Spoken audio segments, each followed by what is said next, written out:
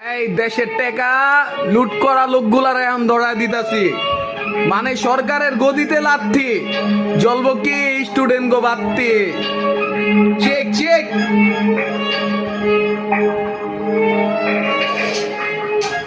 দেশে কি চলতাছে বর্তমানে, দেশ পল্লি খাইলো 6 মাস পরে আবার যে প্রেসিডেন্ট পল্লি দিল, কইলো দেশের মধ্যে বর্তমানে যে সরকার আছে এটা বলে অবহিত সরকার। আগে সরকার বলে অত্র বাংলাদেশের ভিতরে যে আগে সরকার, প্রত্যেকটা রাষ্ট্রে সবাই জানে উনি আছে সরকার। বর্তমানে যে যে সরকার সেই নাকি আছে বাংলাদেশে অবহিত সরকার। তাহলে কই অবহিত সরকারের লুটপাটের কাহিনী, এখন তো দাঁড়ায় যে সোর্স যেত আছে বাহিনী, কথা কইতাছি অরিজিনাল পুরা কাহিনী। বাংলাদেশে তো এই যে 24-এর আন্দোলনে, এই যে 24-এর আন্দোলনে কত কত মানুষ যে মারা টারা গেছে। তাহলে তো প্রত্যেকটা ডিস্ট্রিক্টে প্রত্যেকটা এরিয়াতে না হইলে পুরা বাংলাদেশে 8-9 কোটি নেলে 6-7 কোটি মানুষ তো মারা টারা গেছে।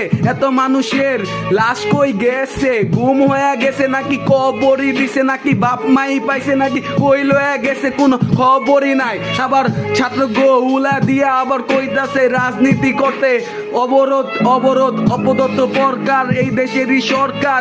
2 নাম্বার সরকার, সরকারে কইতাছে রাজনীতি করতে। ছাত্র গো ব্রেনটে বুদ্ধি হইল কম, হেলে গাই তো ছাত্র গো টেকা খাওয়ায়া দেশের ভিতরে উল্টা পাল্টা সেটিং কইরা চালায় থুইছে অগো আয়োজন। তেলে অগো আয়োজনের কাহিনী কই? দেশে যে মারা গেল এত এত মানুষ, জনগণ কত জনগণ দেশে মারা গেছে প্রায় 6-7 কোটির মতো মানুষ। এত মানুষের লাশের খবর নাই, গুম হয়ে গেল, লাশটি কই কই গেল?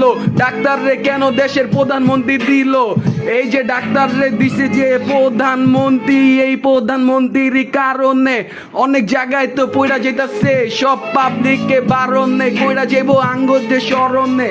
মানে প্রধানমন্ত্রীর কাহিনী এত এত 6-7 কোটি যে লাশ, এক একটা লাশ হয়ে গেছে গুম, বাপ মায় পায় নাই খবর, কেউ তো দেখতে পারেন না এই লাশের চিহ্ন।